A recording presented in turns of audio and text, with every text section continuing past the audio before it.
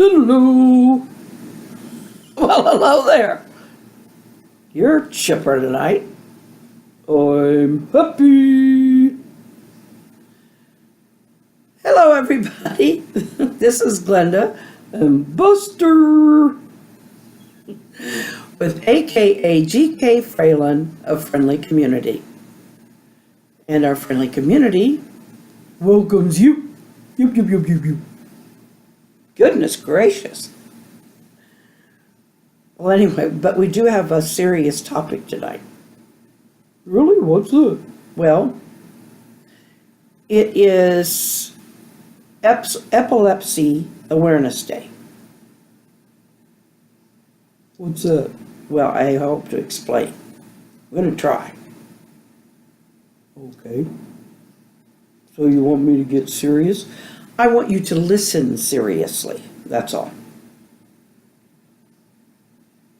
Okay.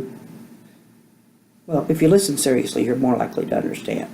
Okay, I get that. Puppets and kids.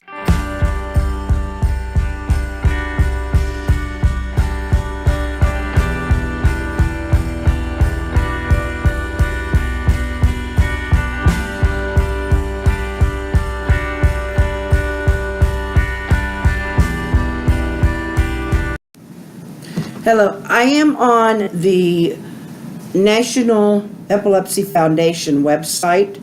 I am going to be using a very short outline that will help me to guide me through the information, which I will share with you. And I will also leave the link in the description down below, and so that you can go and look up more information for yourself, because this is going to be a brief overview.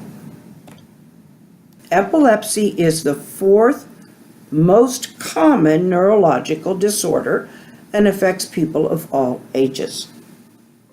Neurological? Neurological is about the brain and all the whole nervous system. Okay, that's what helps us move and feel and stuff, right? Yep. And the brain is where all the information comes from. Got it. Okay. And it affects people from all different ages? Yeah, not everybody, but all different ages of people. It can happen to anybody. And sometimes babies are even born with it. Oh, that's sad. Well, only if they can't get it under control, which is sometimes the case. Okay. Next, it says epilepsy means the same as seizure disorders. That's no longer an accepted truth. What is it? Because epilepsy is one kind of seizure disorder. But there are other things that cause seizures. Like what? Brain injury and sometimes brain tumor, even pregnancy. And that one is a bad thing if it happens during pregnancy. Because what happens is it can be dangerous for both the mother and the infant. So if the mother has high blood pressure and they can't control it, then they need to get the baby out, usually. But they try to get the blood pressure down. I see. I guess. I'm a boy, so I don't really understand, but I guess. Well, you do know it, though, up here. Yep, I know it in your knuckle. That's right, you know it in my knuckle. Okay. Oh, you crack me up. Okay, but epilepsy itself is an electrical disconnect or something in the brain. The electrical things in the brain are not firing right. And so the body goes into a seizure or into There's so many different kinds of seizures too, but the body starts either doing spasms of some type, which there's other types of spasms, but anyway, it's characterized by unpredictable seizures and can cause other health problems. Other health problems? Well, if somebody is in a seizure too long and isn't able to come out of it, they can sometimes get low oxygen to the brain, or they can, sometimes they can hit something. Generally, most seizures are not a problem. Even the ones where they're, having grand mal or full seizures that involve the whole body. Most of the time, those don't actually harm them or harm the person having the seizure. But there can be problems if the seizure doesn't stop, if the seizures are too frequent, and if they can't get them under control, then yes, they can cause a lot of health problems. That's sad. Well, sometimes they've even had to do surgery to stop seizures, but that's far beyond where I'm going today. Okay.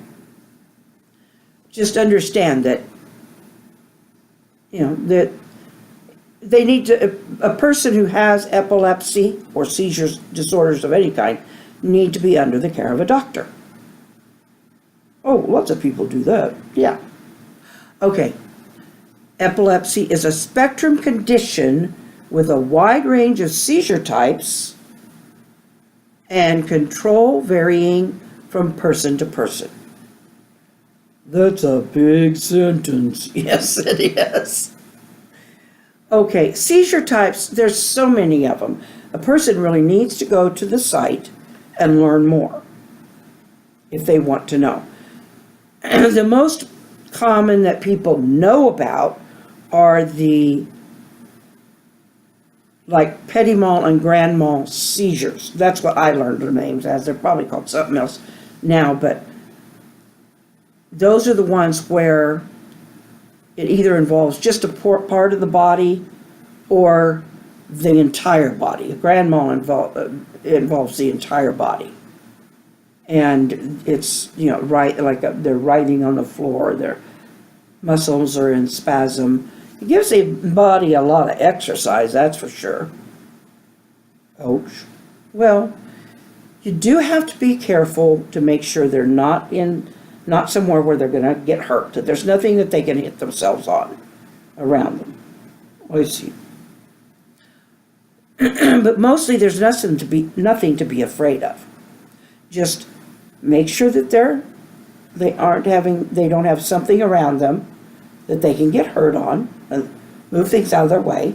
Move them if they're in a dangerous place, but only then. And make sure that they don't, if they vomit, that they don't swallow it or get it into their lungs.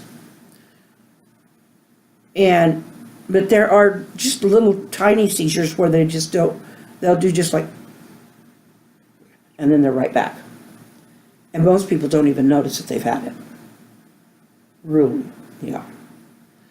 Anyway, the biggest problem for anybody with epilepsy or any kind of seizure disorder is that the public misunderstands the whole situation. Really? Yes. A lot of times they don't take the time. It's getting better, but it's kind of like, well, when I was first diagnosed with bipolar disorder, I got to a point where with the new medication, I didn't feel I should drive. And I needed to go to an outpatient type a day-long kind of outpatient therapy thing. And I needed to ride with somebody that went up there regularly. And there was this woman that was in a carpool, but there was one lady in the carpool who said absolutely not. She was a regular in their carpool. She had been for a long time. So they would not let me. She said absolutely not. So I was turned down from that particular carpool. I did find a ride. So you got around it. But that was sad. Why was she like that? Because some friend of a friend had given somebody a ride one time who was bipolar to one of these things, and when they got there, they refused to get out of the car because they were having a panic attack. Well, that does happen, that people have panic attacks, but a lot of people have panic attacks. Yes, not all of them are bipolar. Anyway, but that's what is the kind of misunderstanding. Most people that I deal with today, they kind of know. They know that I'm still a smart person. That's good. You wonder sometimes? Yup. You get me every time. Okay, everybody. With that, we're going to close this one for tonight. And I do have one thing I want to show you. Let's end this on something positive. I mean, it's positive to learn about things like epilepsy and bipolar disorder, COPD, diabetes, all of those things. You need to learn more if you are around anybody on a routine basis, or if you just want to understand. The other thing is, so that's not a bad thing to learn about. But we want to show you something pretty tonight. Like what? My daughter-in-law sent a picture of her favorite flower. Really? Yeah. And I'm going to add it to the end. So we better hurry this up. Okay. Okay, this is a picture of a pink hybrid tea rose sent to me by my daughter-in-law, Crystal Fralin. That's pretty. I really like that. Yep. It's called a Jane Goodall something or another. It's very pretty. But I do know something about epilepsy. I don't know it all. So please go and look it up. Anyway, Buster and I have been getting along pretty good, haven't we? Oh, I think so. I love you. You love me. Our grandkids used to say that. Smile. Smiles. When you smile at someone, it says, I see you and I think you're okay. You know? It just, people like to see a smile. So, acknowledge somebody in a way, in a smile or whatever you can. And I will see you tomorrow. But most of all, I want to see what you have to say in the comments. And remember the challenge for the pictures or drawings or whatever of favorite flowers or Easter eggs. I think they're fun. Right? Right. Good night. Love you. Night. I love you too. Should I take that tongue back? No. I wouldn't do that.